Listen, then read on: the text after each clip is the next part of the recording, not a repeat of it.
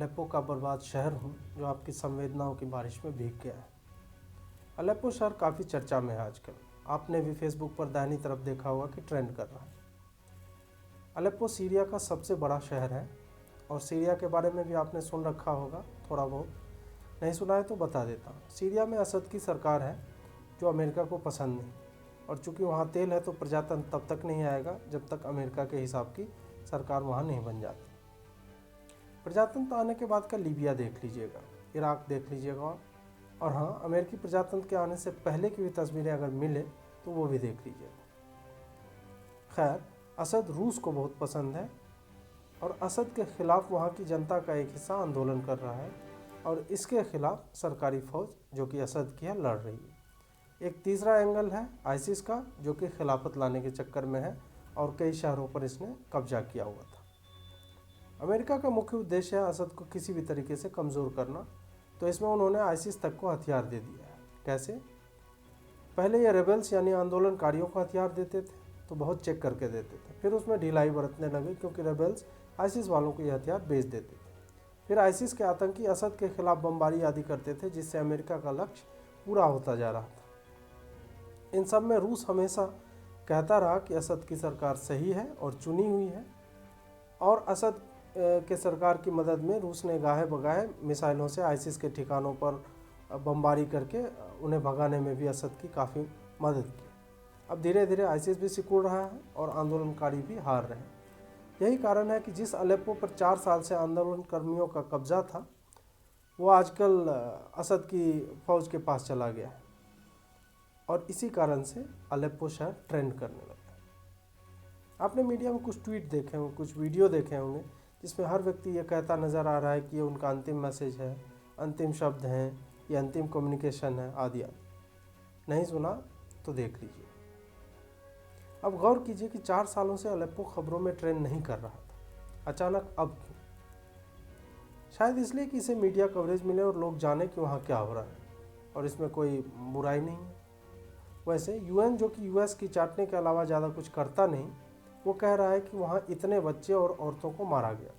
आपको ये बताता चलूँ कि अलेप्पो में अभी तक 31,000 से ज़्यादा लोग मारे गए हैं, जिसमें कई बच्चे और औरतें हैं, और पिछले सप्ताह मात्र 82 लोग मरे हैं, जिसके बारे में यूएन रो रहा है। खबर ट्रेंड होती नहीं, कराई जाती है।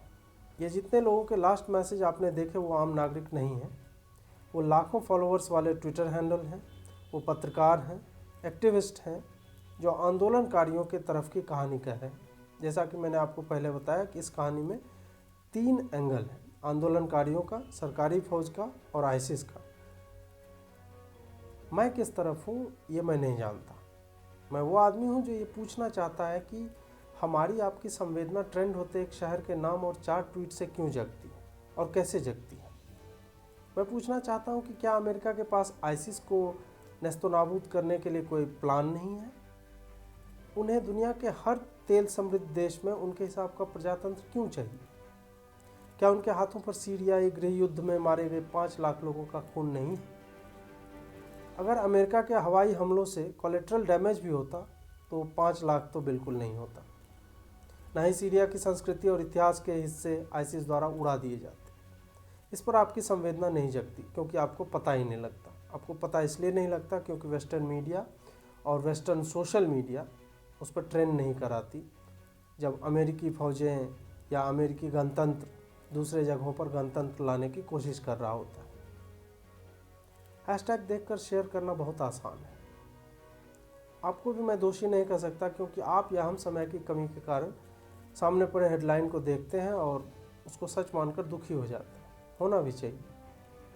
लेकिन एक बात और है, आपको इस तरह की खबरों में कहानी के हर पहलू को जानने की कोशिश करनी चाहिए।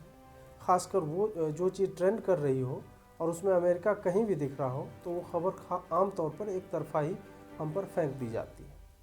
हम उस दौर में जी रहे हैं जहां मीडिया आपको एक हर तरफ से इस्तेमाल करता है। शार्ली एब्दो में मरे 11-12 कार्टूनिस्ट की मौत पर फिल्टर बदल गया था फेसबुक का, याद होगा आपको। सीरिया में 5 लाख लोग मरे 4 साल में, यानी कि 342 लोग हर दिन, 14 लोग हर घंटे।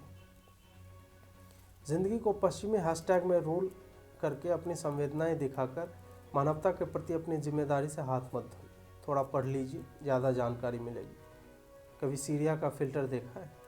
नहीं देखा होगा, क्योंकि सीरिया में अलेप्पो ट्रेंड करने से पहले अला कुर्दी नामक 3 साल के लाल टी शर्ट पहने बच्चे के बीच पर औंधे मुंह मरने से पहले ऑरेंज कलर के सोफे पर धूल धूसरित और खून के निशान वाले बच्चे के चेहरे के ट्रेंड करने से पहले जो हुआ और जो होता रहा है वो ना तो घास्टली है, ना ही इनह्यूमन है, ना ही माइंड नंबिंग है, ये तो अल्ट्रा माइल्ड है।